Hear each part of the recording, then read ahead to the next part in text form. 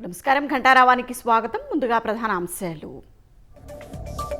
రాష్ట్రానికి పొంచి ఉన్న మోంథా ముప్పు సోమవారానికి తీవ్ర తుపానుగా మారనుందన్న ఐఎండీ.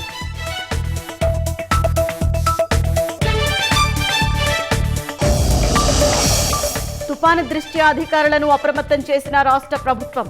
ఆస్తి ప్రాణ నష్టం జరగకుండా చర్యలు తీసుకోవాలన్న మంత్రి అనగాని. బస్సు ప్రమాదాలు జరగకుండా రవాణా శాఖ ప్రత్యేక డ్రైవ్. రాష్ట్ర వ్యాప్తంగా ప్రైవేటు వాహనాల్లో ఆర్టీఏ అధికారుల తనిఖీలు.